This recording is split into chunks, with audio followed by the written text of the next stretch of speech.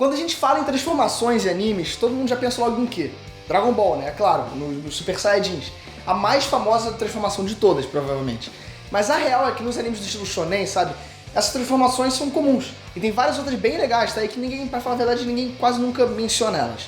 E nesse vídeo eu vim corrigir essas injustiças. Bora falar agora das transformações mais iradas dos animes.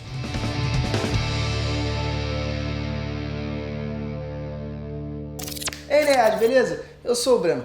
Olha só, nem só de Dragon Ball vivem as transformações no mundo dos animes não, tá? Na real, esse negócio de personagem meio que mudar de aparência, sabe? Ficar mais poderoso, ou de repente ganhar alguma habilidade nova, isso é bem comum nos animes shonen e existe basicamente desde que inventaram esse tipo de história. Não é uma exclusividade do tio Akira Toriyama não, tá? E é claro que essas transformações geralmente fazem, né, o maior sucesso. Todo mundo acaba gostando bastante delas. Tanto que vale a pena a gente relembrar algumas das mais legais. Bora ver? Naruto, transformações de Jinchuriki. Naruto, claro, como não poderia deixar de ser, é um anime cheio de transformações e as principais envolvem, claro, os Jinchurikis, aqueles ninjas que possuem dentro do corpo deles, meio que selados, uma besta com cauda. E o nosso Narutinho, é claro que ele é o principal Jinchuriki do rolê todo, porque afinal de contas ele é o hospedeiro da Kurama, que é a raposa de 9 caudas. E conforme ele vai se entendendo com esse poder dentro dele, mais a raposa vai liberando acesso ao chakra dela. E o Naruto vai ganhando meio que as transformações dele. As mais épicas são os chamados modo de chakra do Kurama, onde a gente vê o Naruto, né, completamente dourado, com aqueles tons de laranja, e poderes similares ao de um deus no meio da Quarta Guerra lá Ninja. E mais pra frente, rolaria uma fusão total entre o chakra da Kurama e o chakra do Naruto, que ficou conhecido como modo Baryon, que também impressiona bastante a galera que vê pela primeira vez essa transformação. Full Metal Alchemist Brotherhood, Ganância. Outro ótimo anime aí que nem sempre é lembrado também nessas listas de transformação é o Full Metal Alchemist Brotherhood, que é a segunda adaptação e mais fiel ao mangá original. Nesse anime, provavelmente as transformações mais casca-grossas de todas são as dos homúnculos. Um homúnculo, no singular, nada mais é do que um humano artificial, meio que criado por alquimia, e não nascido normalmente. E por esses humanos eles terem sido criados dessa forma, sabe, meio que artificial, eles também têm poderes. E um desses caras é chamado de Ganância, tipo a personificação da ganância, sabe?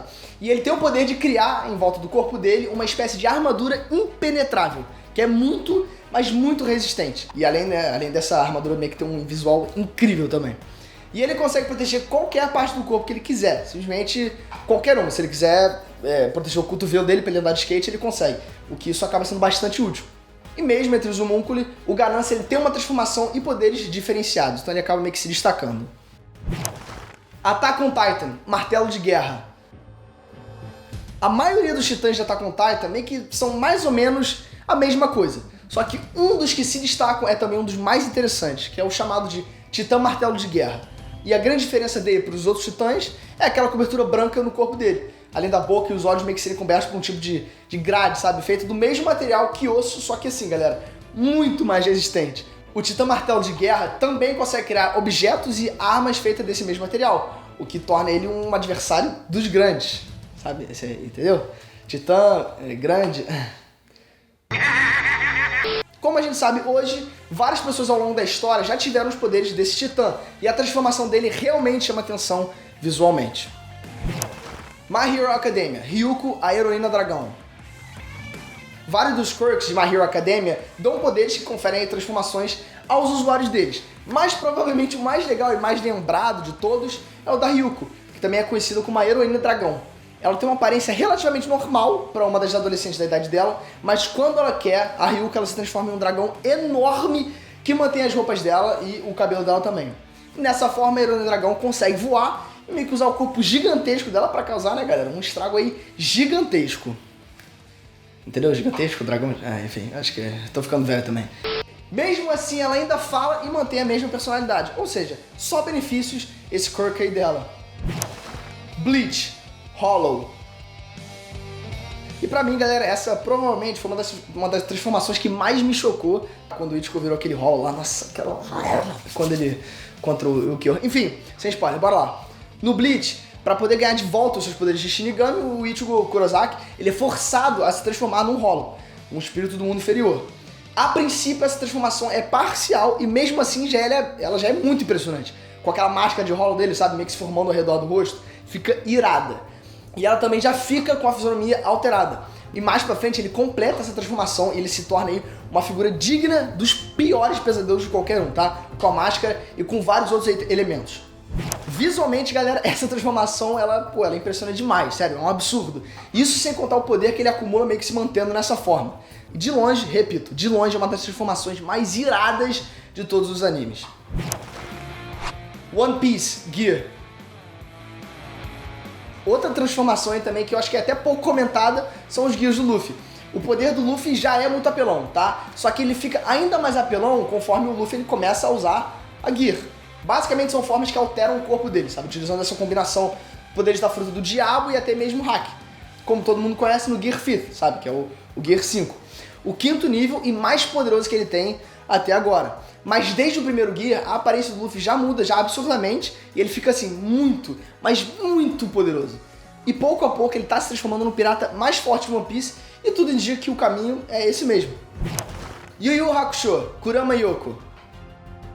E fechando aí a nossa lista, galera, uma transformação do saudoso Yu Yu Hakusho, um dos melhores animes do mundo. Pra quem não tá ligado, ele é das antigas, tá? Meu pai, ele adora esse anime, é o favorito do meu pai. E não é porque é das antigas não, tá? É porque...